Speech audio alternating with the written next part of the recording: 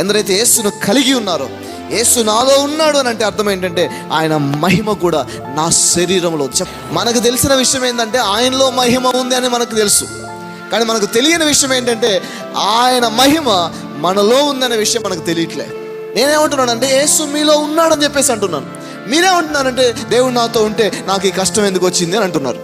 యేసు ప్రభువుని అడిగితే ఆయన ఏమంటాడు? నా మీదకు తుఫానే వచ్చింది అంటాడు. ఆయన దేవుడు నీతో ఉన్నాడు, ఆయన మహిమ నీలో ఉందనేది నీకు ఎలా అర్థం అవ్వాలి? ఎలా అర్థమవుతుందంటే అక్కడ నువ్వు లేచినబడి యేసు నామములో నిమ్మలమగు తొలగిపో నా జీవితంలో నుంచి అని నువ్వు లేచి నిలబడి అధికారంతో ప్రకటించినప్పుడు అది తొలగిపోద్దు. చూసారా?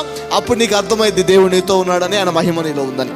అందుకని నువ్వేం చేయాలి? ఒక ఛాలెంజింగ్ సిచ్యువేషన్ ఎదురైనప్పుడు, ఒక కష్ట పరిస్థితి ఎదురైనప్పుడు, అయ్యో నాకు ఎందుకు ఇట్లా వచ్చింది ప్రభు, నాయనా నాతో ఉన్నవా లేవా అని కాదు అనాల్సింది. నువ్వు యేసులాగా లేచి నిలబడి దాని మీద ఆజ్ఞ ప్రకటించాలి.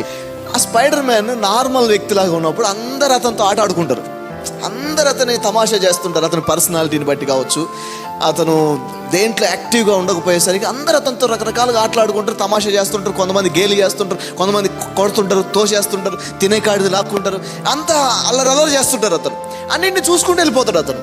కానీ ఎక్కడైనా ఒక ఆపద జరిగిందనుకోండి, జమ్మున సూపర్ మ్యాన్ రూపంలోకి మారిపోతాడు. వెళ్ళేసి ఆ ఆపదలో ఉన్న వ్యక్తిని తప్పించి మళ్ళీ నార్మల్ వ్యక్తిలాగా అయిపోతాడు. అతనిలో ఉంది ఆల్రెడీ. అతను ఎప్పుడు అలా మారాలనుకుంటాడో అప్పుడు అలా మారుతాడు. అలాగే దేవుని మహిమ మీలోనే ఉంది. ఈ రోజున యేసు మీలోనే ఉన్నాడు. ఈ రోజున మీరు యేసు మీలో ఉన్నప్పటికీ కూడా మీరు ఆయన్ని బయటికి జీవించనివ్వట్లేదు, ఆయన మహిమను బయటికి రానివ్వట్లేదు. మీరు లేచి నిలబడి ఏం ప్రకటించాలి?